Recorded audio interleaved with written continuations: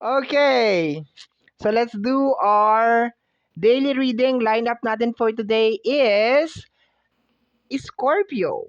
Hello my dear Scorpio, welcome back sa ating YouTube channel. My name is RJ, your tarot card reader. At ang gagawin po natin ngayon is yung ating daily reading para po ito sa araw ng July 25, 2026. Titingnan po natin kung ano mga eksena, kaganapan at kung ano-ano pa na maaari mong makasalubong sa araw na ito. Pero bago tayo mag-proceed sa ating reading, of course, gusto ko lamang pong kunin itong pagkakataon na ito na makapagpasalamat or makapagpa-thank you.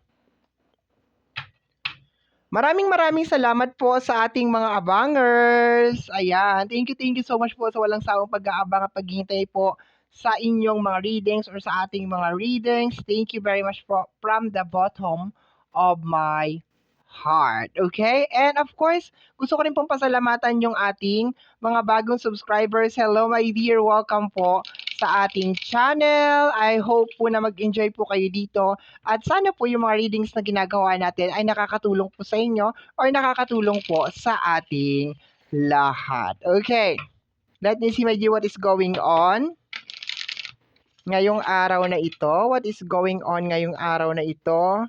Scorpio, July 25, dirty laundry. Maglalaba ka yata ngayong araw na to, my dear. Okay. Pwede din tong like decluttering, general cleaning. Okay, papasok natin sa loob natin, my dear. I think nandun ka sa moment kung sa soul, sa inner, I think nandun ka sa moment na parang nire-realize mo, my dear, or parang iniisip mo kung ano yung mga bagay na mali sa buhay mo. Okay, kasi it's very obvious naman. Posibleng naglilinis ka ngayong araw na to, general cleaning, maglalaba, yung mga ganyan. Okay, konting mga rearrange sa bahay. Okay, may kinalaman sa cleaning or decluttering. Pwede naman. Pero, kung ipapasok ko siya sa loob, okay, which is your inner, okay, your mind, heart, soul, okay. Ang nakukuha ko, my dear, is more on realizing kung ano yung mga bagay na posibleng mali or hindi na nag-work sa life mo.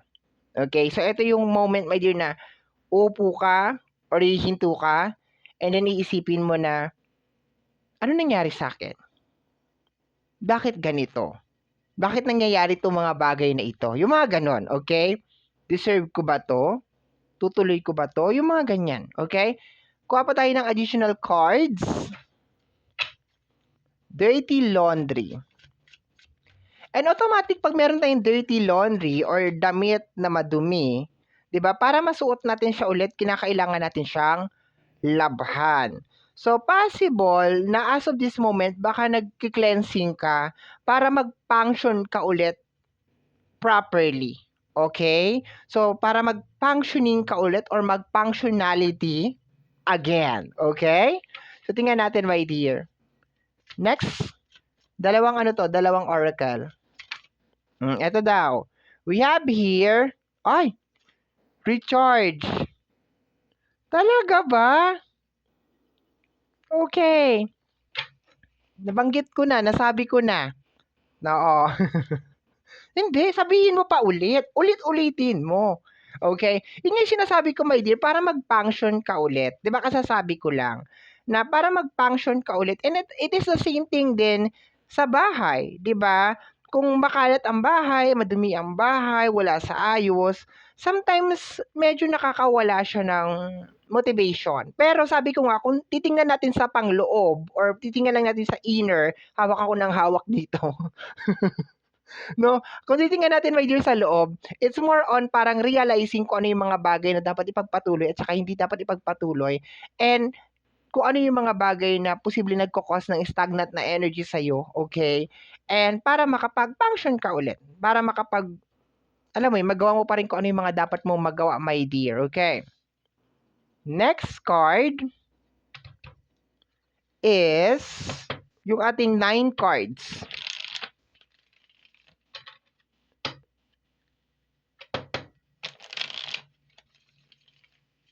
Di ba sinapul ko na to?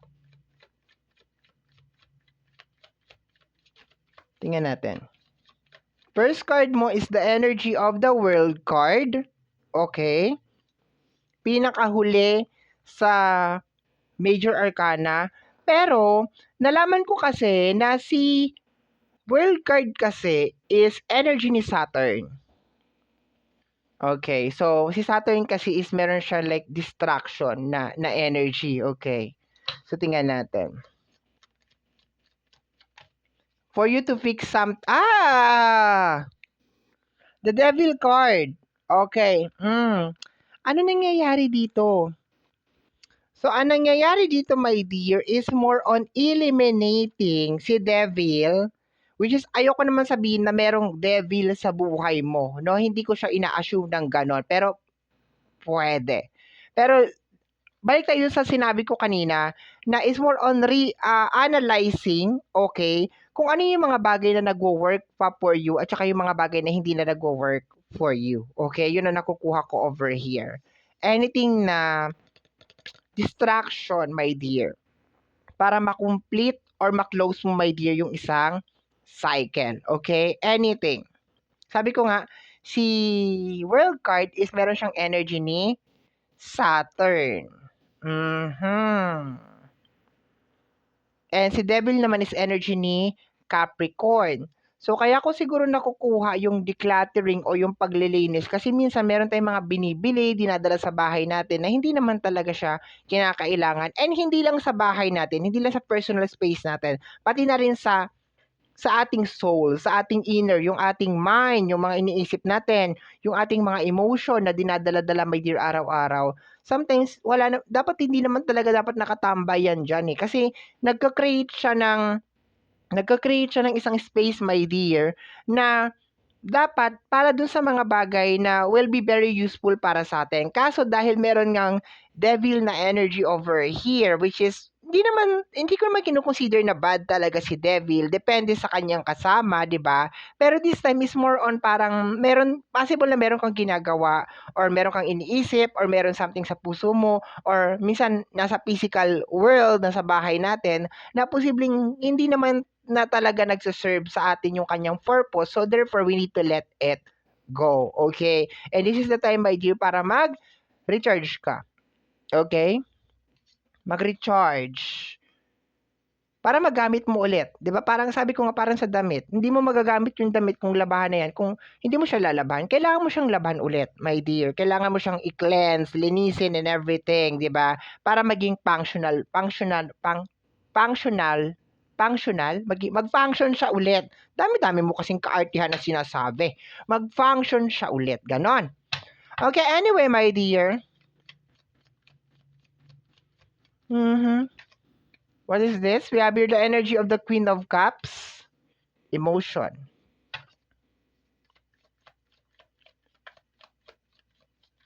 Next is, okay, the Three of Pentacles. Ang Three of Pentacles is related sa energy ng collaboration. So therefore, probably meron nang involved na ibang tao sa reading natin ngayon. Okay? Meron kang pinapatungkulan. Okay?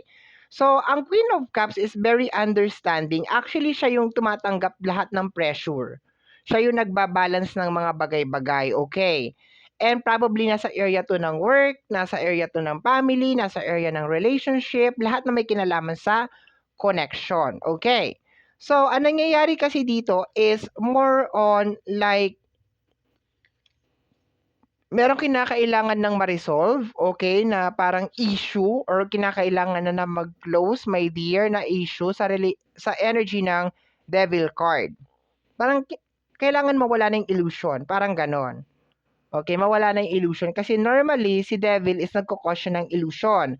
So, possible na merong mga illusion na nangyayari sa loob ng connection. Okay, ganon. Kuha pa tayo ng card. Next card. The Eight of Cups and the Six of Wands. May blockage nga talaga, my dear. Probably lately, yung energy mo is nasa maling lugar. Nakapokus ka sa maling lugar. And posibleng tao to, okay? Like nakapokus ka sa kanya, pinipilit mo siyang intindihin, pinipilit mo siyang unawain, and like probably meron din mga illusion along the way na magiging okay pa tayo, parang magtutulungan pa tayo, may energy ng collaboration, something like that. Pero lately siguro napapansin mo, my dear, na parang puro ikaw na lang. Parang gano'n ang nangyayari. Puro ikaw, ikaw, ikaw, ikaw, ikaw, ikaw. Ikaw yung nag-a-adjust. And hindi lang naman to, my dear, sa usapin ng pinansyal. Pati na rin, my dear, sa usapin ng emotion. Kasi dapat balance yan lahat. 'Di ba meron tayo ditong energy ng world card. And sa apat na sulok, my dear, ng ating world card, nandiyan yung ating mga peak sign. Nandito si Aquarius, nandito ka, which is Scorpio, nandito si Taurus, and nandito si Leo. And normally, dapat balance yan. Hindi naman pwede, my dear, na nag-overpower yung thinking, which is the energy ni Aquarius. Or energy ng emotion, which is the energy ni Scorpio, which is ikaw. Or energy ng material things, which is energy ni Taurus, or energy ng action, which is energy ni Leo. So, lamang na lamang kasi dito yung emotion. As in, lamang na lamang. So, definitely, probably may kumakain ng iyong emotional. Like, you are so very, very attentive dun sa tao na yon. Like, super, super care ka dun sa tao na yon. Or probably, baka inuunawa mo, iniintindi mo yung tao na yon. To the point, my dear, na parang nadidrain ka na. Or parang walang give and take na nangyayari sa connection ninyong dalawa. Kumbaga parang ikaw lang yung give ng give, and then siya naman take ng siya ng take. Ganun ang nangyayari. And bahala ka na, my dear, maglagay ng placement ng tao na yon sa reading natin kung saan mo siya ilalagay, ha? Okay, last two cards na lang tayo, my dear. Last two cards. So, ngayong araw na to is very important na makapag-recharge ka. We have here the energy of the Six of Pentacles. Okay, probably nga talaga walang give and take na nangyayari. And, dalawang card na nahulog. The Five of Wands and... Okay, the Six of Cups. Ibig sabihin matagal na itong nangyayari. Ang Six of Cups is energy of the past. Okay? So, definitely medyo matagal-tagal na itong nangyayari. Bottom deck of the card is energy of the Fool card. Okay? Every time na narinig ko si Fool card, laging pumapasok yung energy ng panloloko. Okay? Somebody's pulling you around. Sarang ganon, no? So, hindi ko alam kung connected siya or parang self-conscious mind ko siya. Yung para bang konektado siya sa aking self-conscious mind. Okay? So, hindi ko sure kung connected yung dalawa na yon, pero yeah, nararamdaman ko siya. Pero to the point na meron tayong devil over here, definitely baka meron mga illusion na nangyayari lately na baka tayo talaga, kumbaga parang perfect combination tayo and everything. Baka siguro, alam mo yung medyo nagkakaroon ka lang ng konting problema na mahanap or ma-explore yung inner you or something. Pero medyo matagal na kasi to, my dear. Ang point kasi dito, my dear, is wala namang masama na mag-effort ka sa isang tao.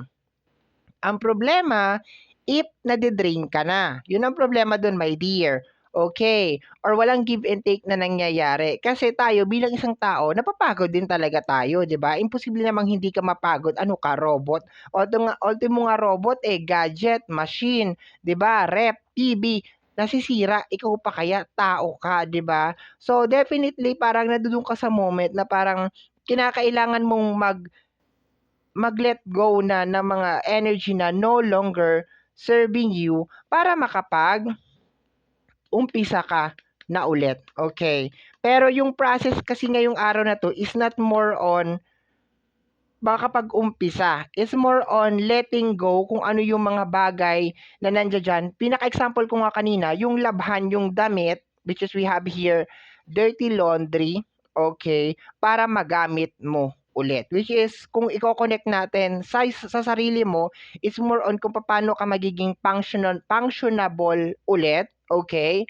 And we have here energy ng recharge, which is para mag-back on, ano ka ulit, mag-function ka ulit, okay? So, okay. Thumbnail. Kailangan ko ng thumbnail. Like, ay, gano'n. Welcome to my life, my dear. Ito ang trabaho namin. Dati kasi tinatago ko pa yung paggagawa ng thumbnail o hinahanap ko pa siya. Ngayon, bahala ka dyan sa buhay mo. Eh, totoo naman yung sinabi ko, di ba? Oh, devil. Oh, di ba? Okay. So, my dear Scorpio, ito po ang reading natin. Ito po ang nasagap natin na energy message para sa araw nito, July 25, 2026. Kagaya po na lagi kong sinasabi, ang tanging hiling at dasal ko lamang po sa ating buong may kapal na ang mga readings na ginagawa ko ay nakakatulong po sana sa ating lahat. Maraming salamat po. Thank you, my dear. Bye-bye and take care of yourself. Mwah.